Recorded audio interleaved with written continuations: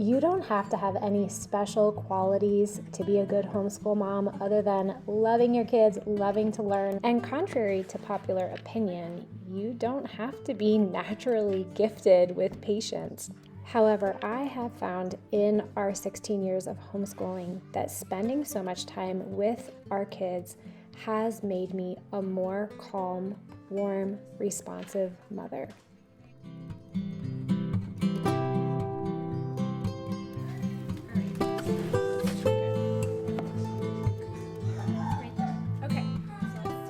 Welcome to Our Life Homeschooling. This is a place where I share homeschooling encouragement for everyday moms.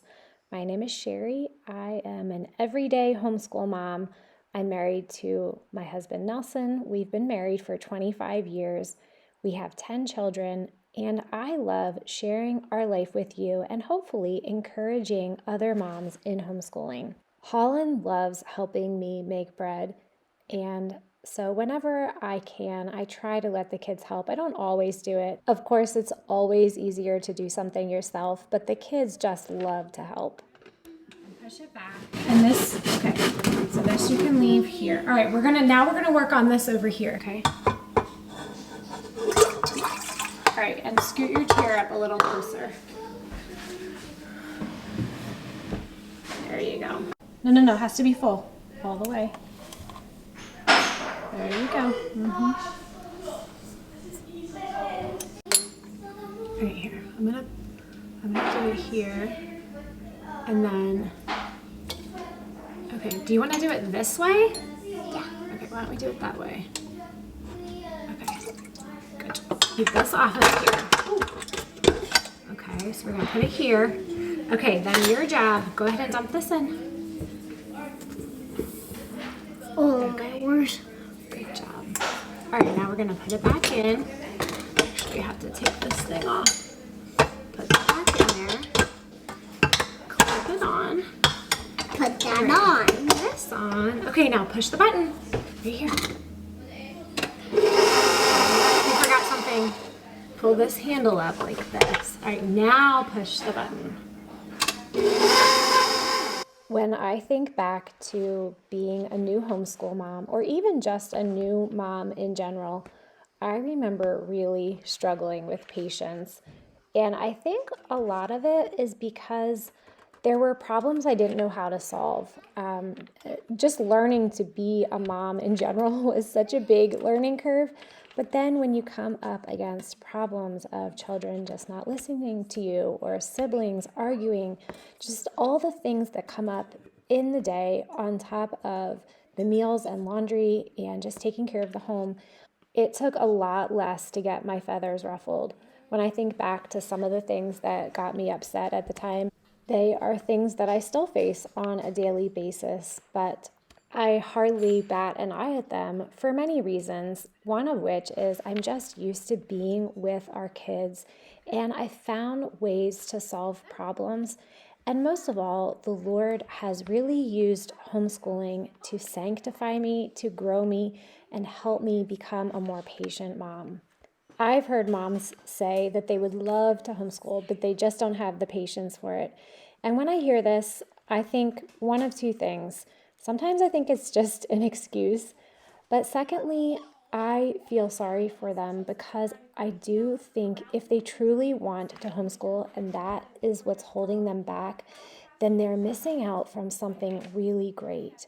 It doesn't take a naturally patient mom to be a good homeschooler, but you do become more patient the longer you do it.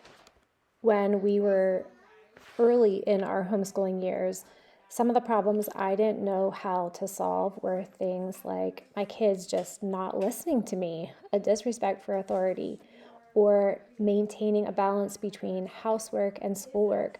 Sometimes it seemed like it was me against all the kids. I could not keep on top of it. It was overwhelming. And there were many others, but over time you learn how to solve these problems better. It was frustrating work because many hearts were hardened, and the teenagers and young adults seemed to be so far from God. Edwards knew true believers had to be born again with a living faith and a new heart. Then early in 1734, as he preached a For morning time today, we read the story of Jonathan Edwards. This is from the book Trial and Triumph. Our older teenagers are only here about 2 or 3 days a week. They go to co-op 2 days a week, and then our kids that are 16 and up often will work 1 day a week. So this was a day that everyone was home, and when they're all home, I try to get in a good morning time. Now, while we were doing morning time, our 2-year-old and 4-year-old were making a complete mess on the floor. But sometimes you just let things like that go if it means that you can make progress in other areas, and that's exactly what we did today. One thing I love about homeschooling is that you get to decide how much you hire out and how much you do in-house. And this has been great for our teenagers. They have the flexibility that they can work if they want to during the week, and then they can fill in their schoolwork in the afternoons or on the other days. But I've also found one problem that we didn't have when the kids were all younger and we did everything together is that just one little thing here, driving one child here one morning, another child there another morning, quickly adds up, and I can have a week where I'm almost gone somewhere every morning for one little thing, and I have to really try to work hard to protect our days at home and to limit these distractions of me running out for little things. Something else that's really helped me is to realize that I don't have to teach everything. I can hire out some things if necessary. We've done this with piano lessons, with some of our kids' high school classes. It's not necessary that you teach everything. You just get to decide what's being taught, when it's being taught, and who's teaching it. Put on the whole armor of God, that you may be able to stand against the schemes of the devil. But against the authorities, against the cosmic powers over this present darkness, against the spiritual forces of evil in the heavenly places. Therefore, take up the whole armor of God, that you may be able to withstand in the evil day, and having done all, to stand firm. The artist we're studying this term is Albert Bierstadt. This is his Looking Down the Valley, Yosemite Valley in California. And I really enjoy learning about artists with my kids. This is all part of the morning time notebook that I have available on the blog. In it, there's daily picture study, composer work, nature study, hymn study, scripture memory, other memory work, poetry, all kinds of great resources for you. This is available for $9 on the blog. You can print off enough copies for your whole family. It's really helped us simplify our morning time. I think he's like the best painter of all. Yeah, he's one of my favorites. Huh? Yes. Like, how do you get those lines? Okay, so this is Yosemite Valley in California. Can you imagine going there? See? Yeah. Wait, can I? Oh. You pronounce it. Yeah. So that looks really pretty. And I think the thing I noticed is the way the light comes into his pictures. You want to copy that? The way the light comes into his pictures is just really pretty. You can see it. It's almost like so the sun's real. rising. I usually get our art prints from simplycharlottemason.com. They have some beautiful collections of picture study, but I think this is one that I printed out years ago. I don't even remember where I got all of these Albert Bierstadt prints from, but I've just kept them and used them over time. To finish our morning time, we always watch World Watch, which is news from a Christian perspective. We love it. Oh, and I forgot, one thing we added after World Watch is our folk songs. This is something we started doing last year and loved it so much. And so the folk song we're doing this month is on Il Clamor Batat. It has a really strange name, but it is the cutest song, and our kids love the tune to this song. It's just really lighthearted. I usually play it while we're doing chores. I'll play the folk songs that we're learning. So if you're new to my channel, our simple 4-step homeschool routine is first of all, we do morning time. Secondly, we stop and do chores and housework, get our house in order. The third thing, the kids do their independent work. We break for lunch and going outside. And the fourth thing is reading aloud in the afternoon while our little ones are down for naps. Another thing I've learned as a homeschool mom who's been doing it for a while is that I don't have to be all things to all my children at the same time. So my little guys sat here and played on the floor for a good half an hour, 45 minutes while we did morning time, and they were fine. I don't think they were missing out because I didn't do something special with them.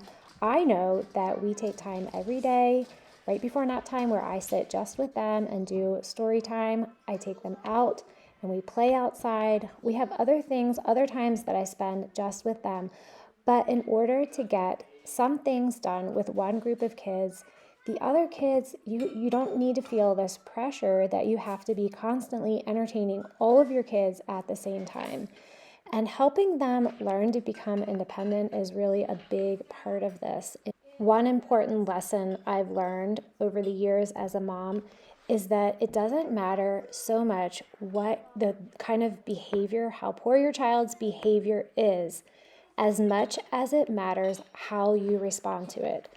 So you can be out in a grocery store and your little one can be throwing a temper tantrum. Of course, it happens. It's embarrassing. None of us wants to be in this position. But the key thing is not how your child is behaving as much as your response to it. If you calmly handle the situation, and sometimes that means taking the child out of the store, kids need firm, consistent boundaries. In fact, kids thrive when they feel secure because they know that mom is going to calmly do what's best for them. And sometimes that means them not getting what they want. Sometimes that means consistent consequences that they don't enjoy. But over time, they learn to behave better. They learn to respect your authority.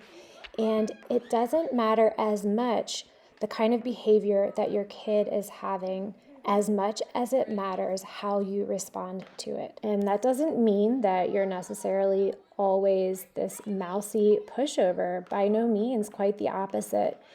You can still enforce consequences with a firm but loving response.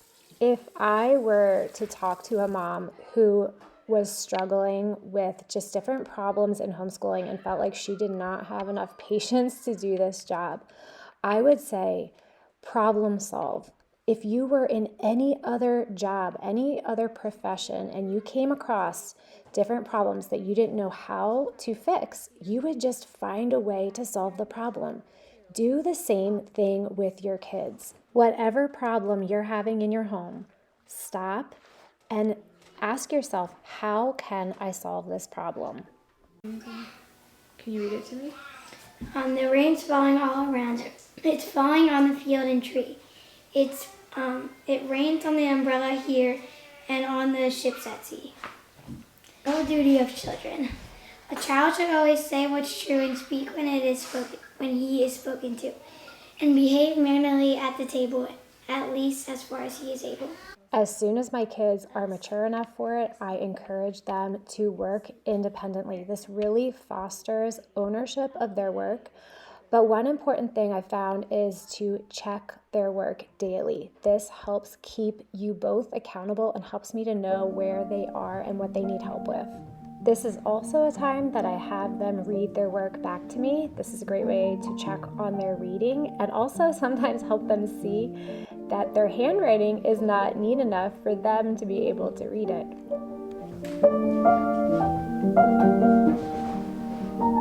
The boy's father, I will cook him with rice at sunset tonight, said the boy's mother. Seeing our older and younger kids interact together is something that really brings me joy. I love that they're not missing out on these relationships. I think having older kids around is good for the youngers because they learn so much for them, but it's also good for older kids to be around younger kids because it really develops their sympathy. Teenagers tend to be so focused on their own little world, but when they are around younger kids, it helps them see outside of that. Another way I've learned to solve problems is that if I have a child who I suspect may be the troublemaker in all the conflicts that are happening, I will often have that child stick with me and just follow me around for a period of time until that child is ready to go off and play again. I've heard some people call this tomato staking. I don't know if that's the best term for it, but it does help me remember to use it when I need to. So this is your copywork? Yeah. All right. Can you read your narration to me? Okay. There are many dangerous animals, from fire ants and giant red wasps to Another area that I always struggled in, I talk about this a lot here on my channel, is keeping up with the housework while homeschooling. There are two strategies that I have learned to get better at with this. The first is if I cannot keep on top of everything, decluttering is so helpful. The less we have to manage and maintain, it just makes everything so much easier. And so this is something I do have to do from time to time, is just go through, get rid of stuff. Kids are excellent collectors. They bring everything in from outside. They bring papers home from church and co-op. They're always working on craft projects. And just going through and getting rid of things really makes everything a lot smoother. For our lunch today, we had some leftover soup. I made some sausage potato soup, and we had quite a bit left over, and then I just made some quesadillas to go with it to help it spread a little bit farther. This was a really laid back lunch. I put everything out. The kids came and helped themselves. I got soup for the younger kids, fixed their plates. Sometimes we have a formal sit down lunch, and sometimes it's more relaxed like this. The second strategy for keeping up with the house is something that's pretty obvious, and it took me a while to learn, but it's just simply the kids can do more than you think they can.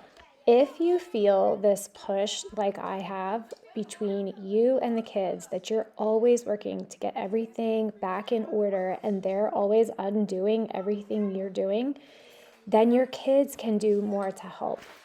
Now, I would say one exception is if you've had a new baby. If you have an infant in the house, I would not set high expectations for your house for the first 6 months, even to a year. That's just a huge transition period. But if you are overwhelmed with all the work you have to do, your kids can probably do more. Everyone should be working together to keep the house in order.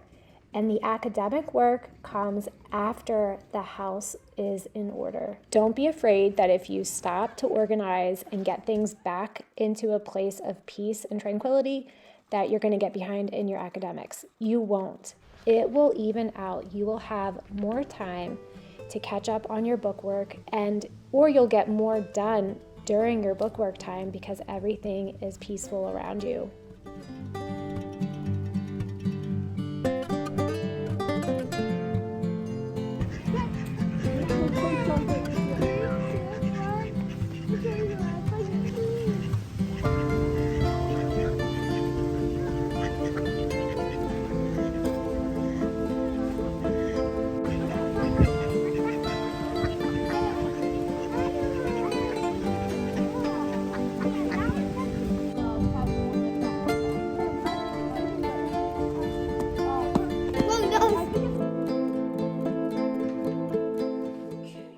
Learning to balance how busy your kids' lives are is something that does take time and also helps you become more patient because it solves problems. I told you how our older kids are gone for co-op 2 days a week, and then some of them work another day a week. Our younger kids only go to co-op once every other week. And if we had fewer kids, this might look a little differently, but in a big, busy household, 1 day every other week is plenty for us between going to the park, going to a play date, going to the library, Awana, church on Sundays. This keeps our kids plenty busy enough. We started a new book in our afternoon read aloud. Last video, I asked you guys to give me suggestions. One of the first suggestions someone gave me was Esperanza Rising.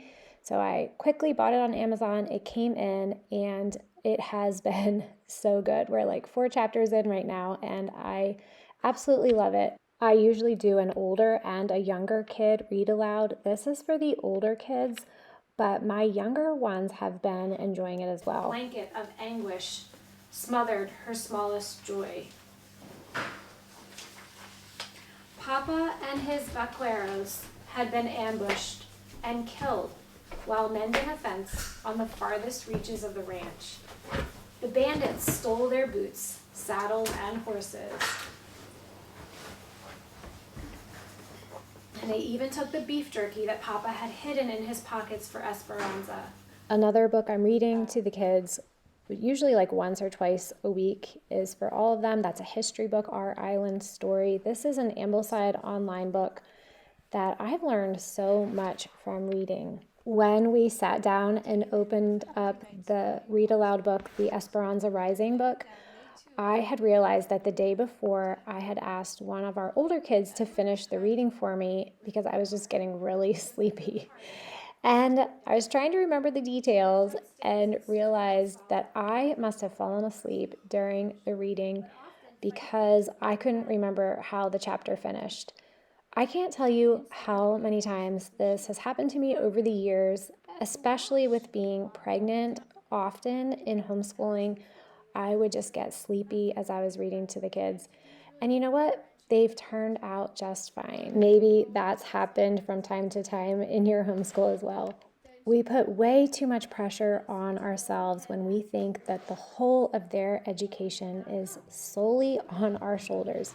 Kids are naturally curious, and as long as we foster an atmosphere of learning, they will continue to grow. I'd love if you'd leave a comment below and share how you've grown in patience over the years as a homeschool mom. Thanks for watching. I do one video a week on homeschooling encouragement for everyday moms.